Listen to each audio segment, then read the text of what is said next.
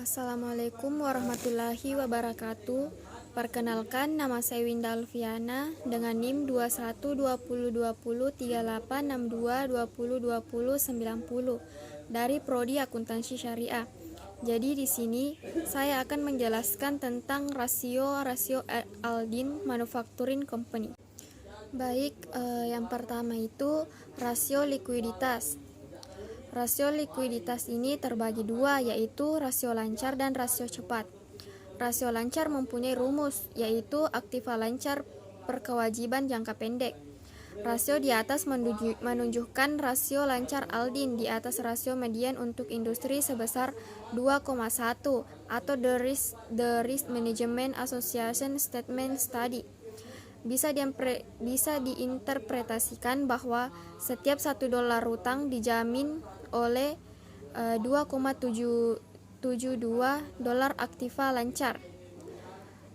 Terus rasio cepat. Adapun rumusnya yaitu aktiva lancar kurang persediaan per kewajiban jangka pendek. Rasio cepat Aldin agak di atas rata-rata median industrinya, yaitu 1,1 yang menunjukkan sejajar dengan industrinya.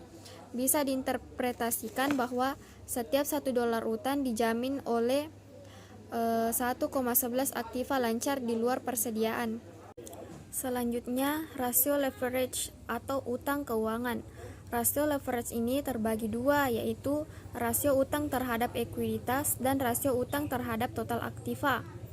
Rasio utang terhadap ekuiditas mempunyai rumus, yaitu total utang per pemegang saham. Rasio di atas memberitahukan bahwa para kreditor memberikan 81 sen pendanaan untuk setiap $1 yang diberikan oleh pemegang saham. Median industrinya yaitu 0,80, jadi Aldin sejalan dengan industrinya, sehingga tidak akan mengalami kesulitan dengan para kreditor karena rasio utang yang besar. Rasio utang terhadap total aktiva. Adapun rumusnya yaitu total utang per total aktiva. Rasio ini menunjukkan presentasi aktiva perusahaan yang didukung oleh pendanaan utang. Rasio di atas bisa diinterpretasikan 45% dari aktiva perusahaan didanai oleh utang atau dari berbagai jenis. Sementara sisanya 55% pendanaan berasal dari ekuitas pemegang saham. Selanjutnya rasio cakupan atau coverage ratio. Rasio ini mempunyai rumus, yaitu laba sebelum bunga dan pajak atau earning before interest and taxes kurang EBIT per beban bunga. Semakin tinggi rasionya, semakin besar kecenderungan perusahaan dapat membayar pembayaran bunganya tanpa kesulitan. Dengan median industrinya 4,50, kemampuan Aldin untuk membayar bunga tahunan 4,71 kali dari penghasilan operasional atau EBIT menunjukkan margin keamanan yang baik. Selanjutnya, rasio aktivitas. Rasio ini mempunyai 4 rasio. Yang pertama, rasio perputaran piutang. Rumusnya yaitu penjualan kredit tahunan bersih per piutang. Rasio ini memberitahu kita berapa kali piutang usaha telah berputar atau menjadi kas selama tahun tersebut. Semakin tinggi perputaran, semakin pendek waktu antara penjualan kredit dengan penagihan tunainya. Bagi Aldin, piutang berputar 5,89 kali selama tahun 2000 x 2. Median industri adalah 8,1 yang menggambarkan piutang Aldin cukup rendah perputarannya. Hal ini merupakan indikasi kurangnya kebijakan penagihan dan sejumlah tagihan jatuh tempo masih terdapat dalam catatan perusahaan. Kedua, rasio perputaran piutang dalam hari. Rumusnya yaitu hari dalam setahun per piutang. Bagi Aldin yang perputaran piutangnya 5,89, rata-rata waktu penagihannya adalah 62 hari, sementara median perputaran industri adalah 8,1. Rata-rata waktu penagihan industri adalah 365 per 8,1, sama dengan 45 hari. Ketiga, rasio perputaran.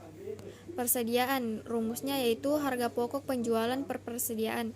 Perputaran persediaan Aldin sebesar 2,02 sangatlah berbeda dengan media rasio perputaran industrinya sebesar 3,3.